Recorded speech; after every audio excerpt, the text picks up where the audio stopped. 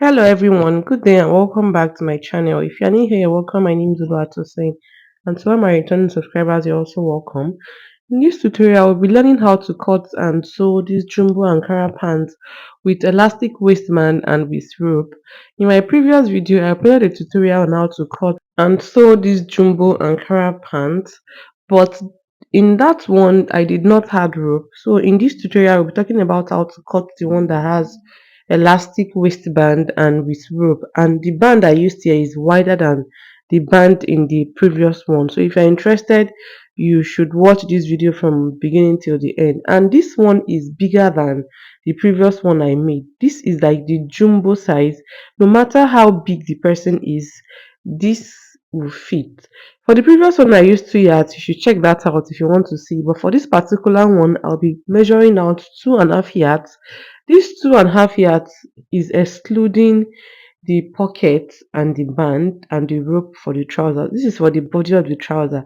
So once you measure that, fold it into four like this and leave 3.5 inches at the back. Just see the way I folded it, then I left 3.5 inches at the back. If you want to make these jumbo Ankara pants in large quantity, like one size fits all, this is the best method for you. When you cut your jumbo Ankara pants like this can fit for from size 6 to even beyond size 22, like extra large, except the person's hip is more than like 75. That is when this cannot fit. So if you want your Ankara to be like extra jumbo, you should watch this video from beginning till the end. Don't skip any part so that you understand every part of it. Now I just cut out that part because I don't want it to show in my trouser. The next thing I will do is from that part where my finger is touching, just measure 3 inches inward. Once you measure 3 inches inward, go back to measuring your crouch. For the crouch, I'll be using 18 for back and 16 for front.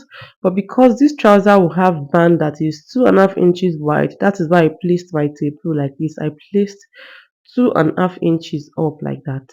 So after placing 2.5 inches up, you will mark 18. You're marking the back crouch first before later deducting 2 inches from it for the front crouch. We'll get to that as the video goes by. So once you mark the crouch, the next thing to do is to connect that point you've marked into a straight line, just like I did. Then you'll be drawing the crouch line from that 18, draw it up to that 3 inches that you marked initially. The next thing to do is to cut this out. So I'll be cutting out this crouch for front and for back. Then I'll open up the side from the crouch down to the whole length of the trouser. This method is completely different from the method I used in the previous one. If you have to understand better, you should watch this and then go back to watch the previous one. The link will be down in the description box below. So once you are done, just shift this to the back like that. That is the front now that you are shifting to the back. Then the 3 inches that we measured for the crouch, the main region where we need it is like the butt area. We don't really need it in the thigh and the leg side.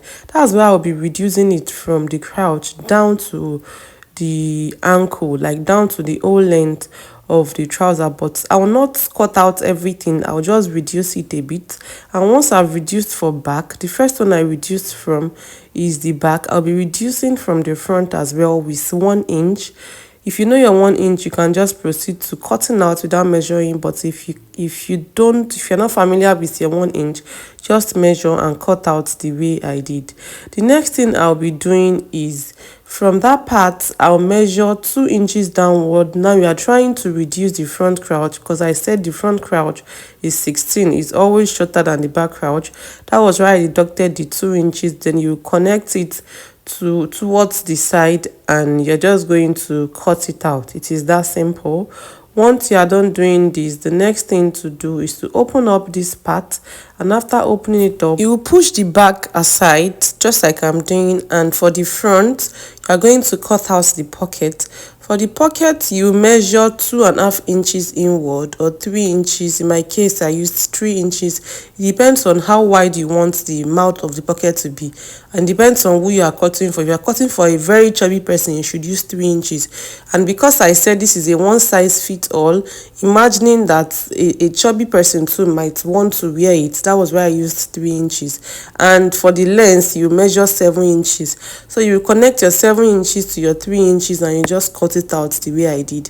For the pocket itself, I'll be using a perfect square that measures 13 by 13. You can as well measure 14 by 14, but I'll be measuring 13 by 13, 13 in length, 13 in breadth, and then you just cut that out.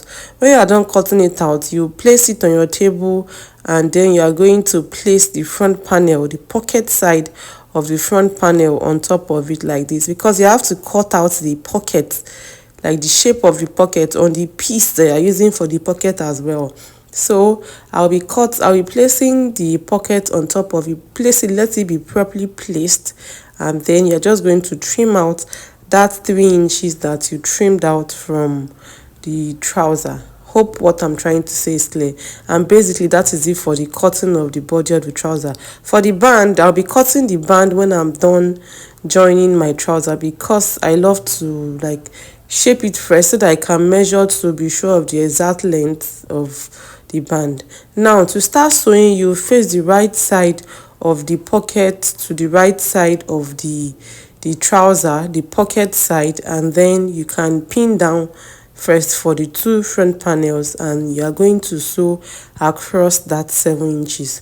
Once you place right side of the pocket to the right side of the pocket mouth on the trouser, just sew that 7 inches. Then flip it the way I just flipped it, fold it the way I'm folding it. Once you folded it like this, you can proceed to using pin to pin it down first, like I did. I pinned it down so that it does not go out of the shape that I want, and flip it to the wrong side like this. Now you are going to take one side of your pocket and flip it facing the wrong side to the wrong side. For the pocket now, the wrong side is facing the wrong side, then you will stitch across that part that my finger just ran across. When you are done doing this, you'll be notching that part where you stopped your sewing, and you flip it back inside. Once you flip it back inside, that is it for attaching the pocket to the trouser. Then repeat this process to the other side of the front panel. Attach the pocket to it, and the next thing to do is to join the crouch. To join the crouch, after fixing your pockets, you face the right side of the front panels on each other. Please make sure right side is facing right side, and then you stitch across the crouch. Once you are done doing that, you pick up the back panels, and then you face the right side of the two back panels together and stitch across the crouch for the back panel as well. Please, if at this point you are still with me, consider subscribing to my channel, and don't just subscribe, turn on the notification bell so that you get notified once I upload a new video on this channel. When you are done doing this, open up the back panel, bring back the front panel, face the right side of the front and the back together, and then you will stitch with 1 inch, at most 1.5 inch. While you are stitching, you will see that the back panel will appear wider than the front. Just sew it. Once you want to sew, just make sure that they're on the same level. Don't let it stay out, like don't let the large part stay out. Let it go inside your trouser before you shape. Hope what I'm trying to say is clear. Once you are done shaping one side, flip it to the other side and just stitch with 1 inch or 1.5 inch at most. The next thing to do is to fold it down. So I'll be double folding the down of mine with 1.5 inch in total, which you should do the same. Fold it from one side to the other and fold for the other leg as well. Once you are done folding the down of your trouser, the next thing is to shape from, just put the right side to the right side, and then you shape from the leg up to the thigh, and then to the crouch from one side, and then back to the crouch on the other side, back to the thigh, and then down to the leg of the other side. I hope my explanation is clear.